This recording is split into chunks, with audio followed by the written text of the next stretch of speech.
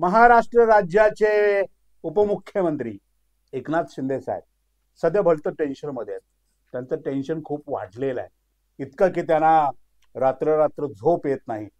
त्यांची परिस्थिती, राजकीय परिस्थिती आपण ज्याला म्हणतो, ती सध्या खूप अडचणीची झाली आहे. एकनाथ शिंदेना त्यांचा जो मित्र पक्ष आहे भारतीय जनता पार्टी यांनी चहूकडून एकनाथ शिंदेची कोंडी करण्याचा, त्यांची जी शिवसेना आहे, एकनाथ शिंदेचा जो गट आहे, हा गट काय म्हणतो आपण त्याला, तस्तमाज करण्याचा किंवा तो विखरून टाकण्याचा, फोडाफोडी करण्याचा, थोडक्यामध्ये हा एक जोरदार प्रयत्न सुरू आहे.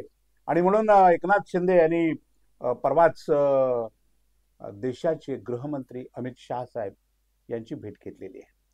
तसं एकनाथ शिंदे आणि अमित शाह यांची भेट ही काही फार नवी गोष्ट उरलेली नाही, किंवा आता ही मोठी हेडलाईनची बातमी होते असंही नाही.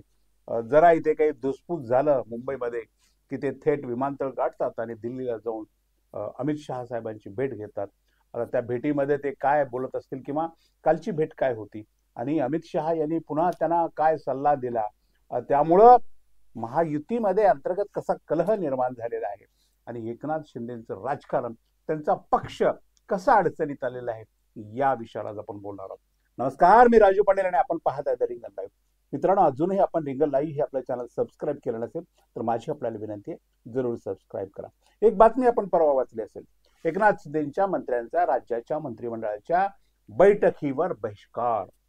बघा, राज्याचं मंत्रिमंडळ आहे, एकनाथ शिंदे राज्याचे उपमुख्यमंत्री आहेत, ते स्वतः त्या मंत्रिमंडळाच्या बैठकीमध्ये हजर आहेत, मात्र त्यांचे मंत्र्यांनी बैठकीवर बहिष्कार टाकला.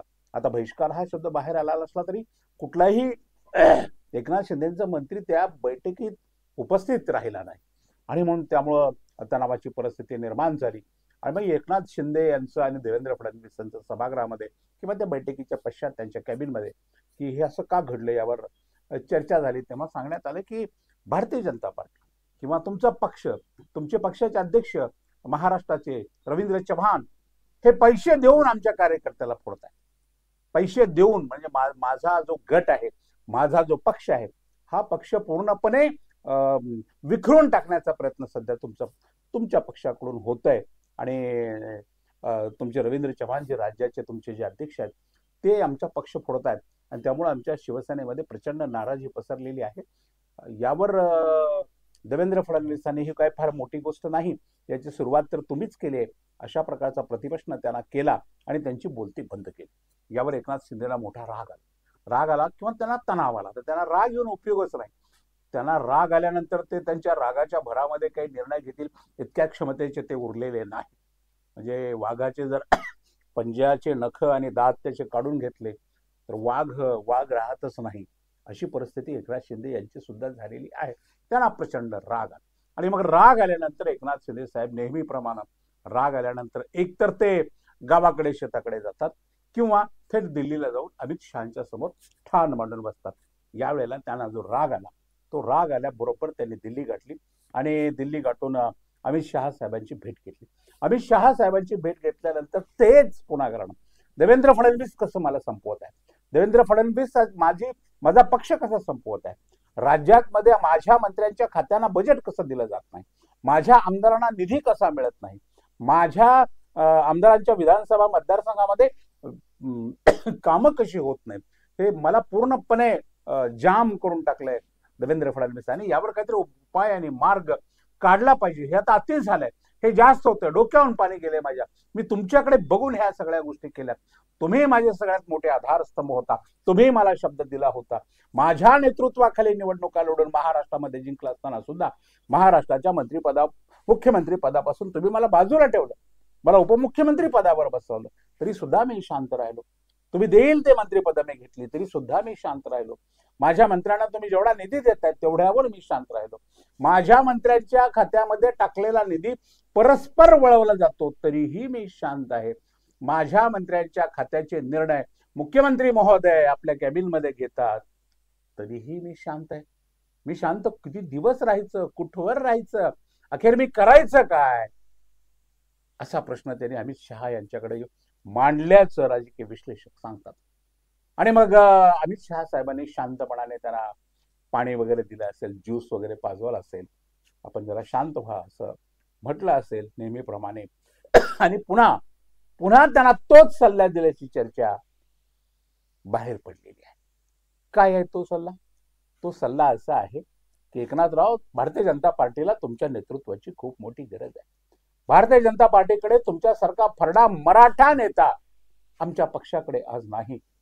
तेव्हा तुम्ही फेरविचार करा. तुम्ही तुमची जी शिवसेना आहे, तुमचा जो गट आहे, हा पूर्णपणे गट भारतीय जनता पार्टीमध्ये विलीन करा. आणि असं केलं तर तुमचा मान सन्मान अधिक वाढेल. राज्याच्या नेतृत्वाची संधी सुद्धा भविष्यामध्ये तुम्हाला पुन्हा एकदा मिळेल. असाच पहिला जुना सल्ला त्यांना दिला. वारंवार अशा तक्रारी करण्यापेक्षा तुम्ही अगदी आमच्या पक्षामध्ये मर्ज व्हा किंवा भारतीय जनता पार्टीमध्ये विलीन व्हा, असाच सल्ला अमित शहानी एकनाथ शिंदेना दिल्याची चर्चा आता मुंबईमध्ये सध्या जोर धरते. आणि माझा करायचं नेमकं काय करायचं अशी परिस्थिती शिवसेनेच्या समोर निर्माण झालेली आहे. मुंबई महापालिकेच्या निवडणुकीमध्ये सुद्धा एकनाथ शिंदेना बाजूला ठेवून स्वतंत्रपणे भारतीय जनता पार्टी लढण्याच्या विचारात आहे. भारतीय जनता पार्टीने तशी तयारी सुरू केलेली आहे.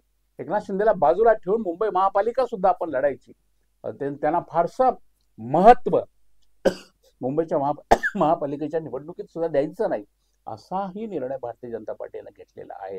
आणि मग उद्या मुंबई महापालिकेत जर एकनाथ शिंदे लढले, तिकडे राज ठाकरे आणि उद्धव ठाकरे यांची तगडी युती झालेली आहे, एका बाजूला भारतीय जनता पार्टीला आहे, आणि अशामध्ये मुंबई महापालिका लढवण्याचा निर्णय जर एकनाथ शिंदेने घेतला आणि प्रचंड मोठा पराभव जर पदरी पाडून घेतला, तर त्यांचं जे नेतृत्व आहे, त्यांच्या नेतृत्वाची आज जी काही उंची आहे, जेवढी काही भारतीय जनता पार्टीने शिल्लक ठेवलेली आहे, ते उंचीहून त्याहून कमी होईल.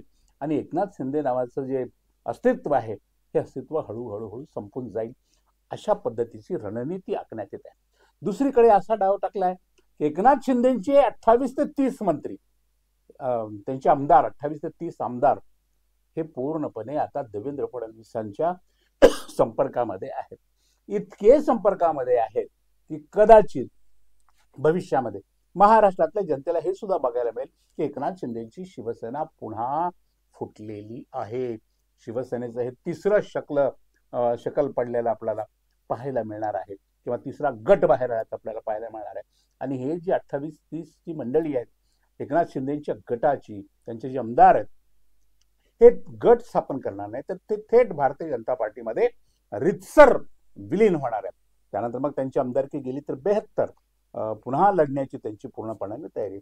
असं एकंदरीत पूर्णपणानं एकनाथ शिंदेच्या शिवसेनेला भारतीय जनता पार्टीने देवेंद्र फडणवीसांनी रवींद्र चव्हाणांनी घेरले. सध्या इतकं घेरलंय की त्यांना इकडे तिकडे हलण्याची त्यांची व्यवस्था सुद्धा करून, त्यांना हलता येणार नाही अशी व्यवस्था त्यांची करून ठेवलेली आहे. दुसरीकडे अजित पवारांचं रोजच एक प्रकरण बाहेर येते, हे आपण सगळं बघताय. पार्थ पवारांचं प्रकरण बाहेर आलं कुठून, नेमकं त्याचे कर्ते करविते कोण आहेत, त्याच्या पाठीमागचा मुख्य जो दिग्दर्शक कोण आहे, यावरही आता चर्चा सुरू झालेली आहे. या सर्व गोष्टी महाराष्ट्रामध्ये घडतायत. भारतीय जनता पार्टीला आता एकनाथ शिंदे नको आहेत. भारतीय जनता पार्टीला अजित पवारांची आता फारशी गरज उरलेली नाही. भारतीय जनता पार्टी स्वबळावर, स्वतःच्या कर्तृत्वावर, स्वतःच्या संख्याबळावर पुढे जाऊ इच्छिते. आणि हे तगडं संख्याबळ करण्यासाठी भारतीय जनता पार्टी शिवसेना पूर्णपणे पोखरून, म्हणजे एकनाथ शिंदेची, त्यांच्या आमदारांना आपल्या गटात सामावून घेण्याच्या पूर्ण प्रयत्नात लागली आहे. आणि या सर्व गोष्टीची चाहूल एकनाथ शिंदेला लागल्यामुळे ते वारंवार दिल्लीला अमित शहा यांच्याकडे जाऊन गराणं मांडतायत की माझं काय करणार आहात तुम्ही. आणि मग अमित शहा नेहमीप्रमाणे तोच सल्ला देत आहेत. मी तुम्हाला सांगितलं एकनाथराव, हा वारंवार या गोष्टी करण्यापेक्षा तुमचा पक्ष भारतीय जनता पार्टीमध्ये विलीन करा. मित्रांनो, याविषयी तुम्हाला काय वाटतं? काय नेमकी एकनाथ शिंदेची परिस्थिती आहे? तुम्ही जाणकार प्रेक्षक आहात, तुम्ही जाणकार नागरिक आहात, तुमच्या काय भावना आहेत जरूर कळवा. आणि पाहत रहा रिंगण लाईव्ह, आवाज महाराष्ट्राचा.